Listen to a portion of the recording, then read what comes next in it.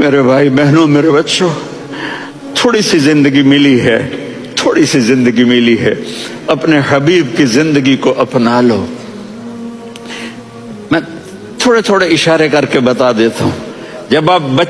جب آپ بیٹے ہیں تو آپ کہہ رہے ہیں کاش میرے ماں باپ زندہ ہوتے، میں ان کی خدمت کرتا۔ پھر فرمایا اور نہیں تو میری ماں تو ہوتی، چونکہ ماں کو دیکھا ہے نا، باپ کو دیکھا نہیں ہے، تو فرمایا کاش میری ماں زندہ ہوتی اور میں عشاء کی نماز کے لیے مصلی پہ کھڑے ہو کے الحمدللہ رب العالمین پڑھ رہا ہوتا، اور ادھر سے میری ماں مجھے بلاتی محمد، تو میں نماز توڑ کے کہتا جی اماں جان میں آ رہا ہوں، نماز پھر پڑھا دوں گا۔ اپنے والدین کی عزت کرو۔ یہاں کا بڑھاپا بڑا خوفناک ہے کہ اولادیں چھوڑ جاتی ہیں اور ماں باپ ٹوائلٹ جانے سے بھی عاجز ہوتے ہیں۔ اپنی ماں کی دعا لو، اپنے باپ کی دعا لو۔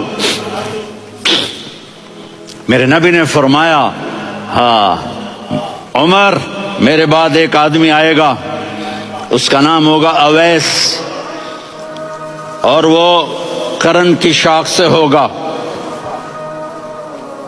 ہو گیا ٹائم؟ اچھا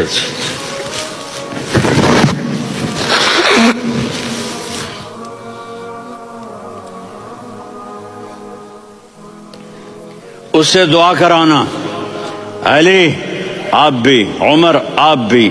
یا رسول اللہ کس لیے؟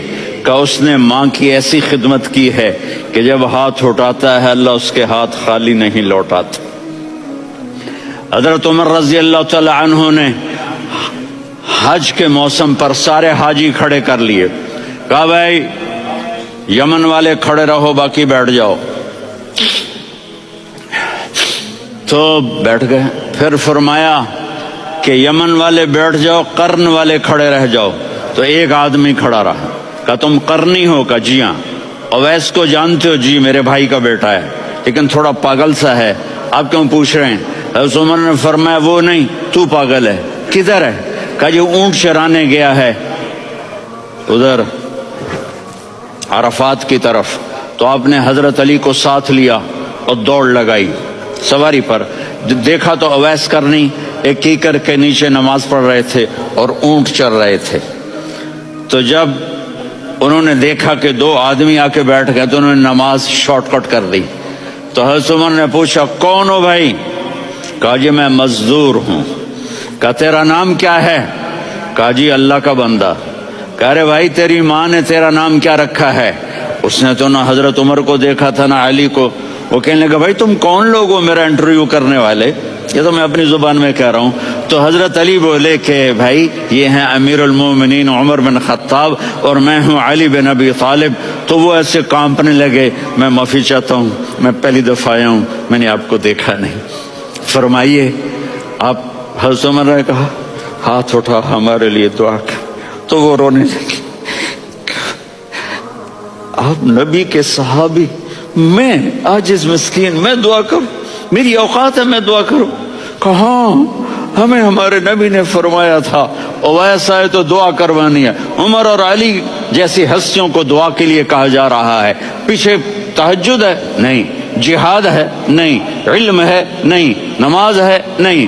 روزہ ہے؟ نہیں۔ زکوٰۃ ہے؟ نہیں۔ خیرات ہے؟ نہیں۔ کیا ہے؟ ماں کی خدمت، ماں کی خدمت، ماں کی خدمت۔ میرے نبی نے فرمایا لوگ جنت میں چلیں گے، اویس چلے گا۔ جب گیٹ پر پہنچے گا تو اللہ کہیں گے اویس کو پیچھے ہٹا دو، باقی اندر چلے جاؤ۔ تو اویس کرنے ڈر جائیں گے کہ یا اللہ جنت کے دروازے پر مجھے پیچھے ہٹا دیا۔